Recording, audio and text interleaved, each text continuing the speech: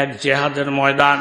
ঈদে বুখারী শরীফের মধ্যে আছে, নবীজি ক্লান্ত, হযরত আলী রাদিয়াল্লাহু আনহু বলেন, আলী শরীরটা ক্লান্ত লাগে, ঘুম ঘুম বাপ, তুমি একটু বৈশা ফাওগুলো সামনে বাড়াইয়া দাও, আমি তোমার রানের মধ্যে মাথা রাইকে একটু ঘুমাই। আলী রাদিয়াল্লাহু আনহুর রানের মধ্যে মাথা রাইখা, মাথা মুবারক রাইখা আমার নবী ঘুমাইছেন। এর মধ্যে আসরের সময় যায় যায় বাপ, হযরত আলী চিন্তা করলেন নবীরে ডাক দিলে ঘুম ভাঙ্গা যাবে, বেয়াদবি হবে, নবীর সাথে বেয়াদবি হইলে মস্ত বড় গুনাহ হবে।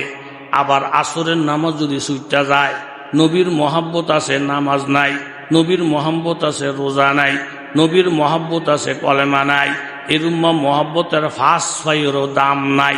জোরে বলেন ঠিক কিনা? শুধু মহাব্বতে যদি মানুষ জান্নাতে যাইতো, আবু তালেবের আগে কেউ জান্নাতে যাইতে পারত না। আবু তালেবের শুধু মহাব্বত, ইমান নাই, আমল নাই। আবার মুনাফেকেরা আমল ঠিক আছে কিন্তু নবীর প্রতি মহাব্বত নাই, আল্লাহর প্রতি আস্থা নাই। মুনাফেকদের বড় বড় এরকম ফাগরি আছে, হাতের মধ্যে তসবিহ আছে, তকবীরগুলোর সাথে নামাজও আছে। তাহলে মুনাফেকদের আমল আছে কিন্তু নবীর ভালোবাসা নাই, আল্লাহর প্রতি আস্থা নাই, তারাও যাবে জাহান্নামে। শুধু মহাব্বত থাকলে জান্নাতে যাওয়া যায় না, শুধু আমল আছে মহাব্বত নাই, তাইলেও জান্নাতে যাওয়া যায় না। জান্নাতে যাওয়ার জন্য মহাব্বতও লাগবো, সাথে সাথে আমলও লাগবে। জোরে বলেন ঠিক কিনা? হযরত আলী রাদিয়াল্লাহু আনহু বলেন, আল্লাহ নবীর মহাব্বতে পড়ে ডাক দিতেছেন বেদু ভিব, আবার নামাজ যদি ছুটতে যায়, নবীর মহাব্বতে পড়া উরুসের ধান্দার মধ্যে পড়া 3 দিন পর্যন্ত নামাজ নাই, মেজবানির কামের মধ্যে লেগা 3 দিন পর্যন্ত নামাজ নাই, এরকম মাহফিলের আয়োজন করতে গিয়া 3 দিন পর্যন্ত নামাজ নাই।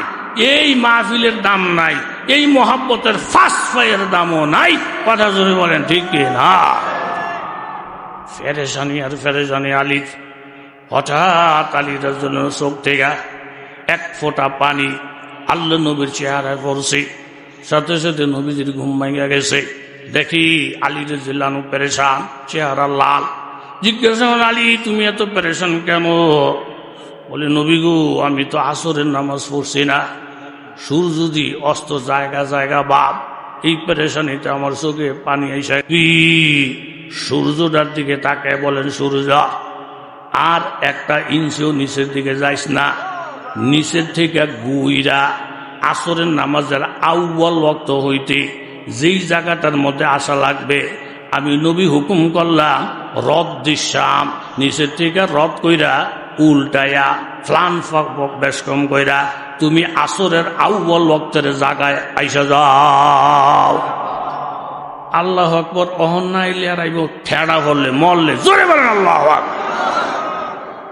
তাইলে হাফসুস শাম এটাও বুখারী শরীফের riwayat, রদ্দুস শাম এটাও বুখারী শরীফের riwayat।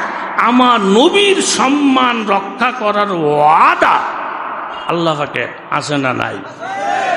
আমনগো অভিজ্ঞতা কি আছে না আছে আমি জানি না। এই বেদাতিগুলোকে যারা আলেমগো দেখতে পারে না, উজেন্নাগরও দেখতে পারে না, আমগরে দেখতে পারে না, হ্যাঁ গুলোকে হুইয়াও চাইছি মিল দিয়া, আব্বাটাইকেও দেখছি, এরপরে ফিরে না। এই যাতে লোক আছে না নাই? এরকম বড় বড় মুজিজা দেখার পরেও কলমা পড়ে না, এরকম মাসুর বাটফার আরবের মধ্যে। জোরে বলেন আছে না নাই? জোরে বলেন আছে না নাই? যে মানুষ হইতো না, হেদায়েত হইতো না, কোনোভাবে এগুলোর আপনি ঘুরে আনতে পারবেন না।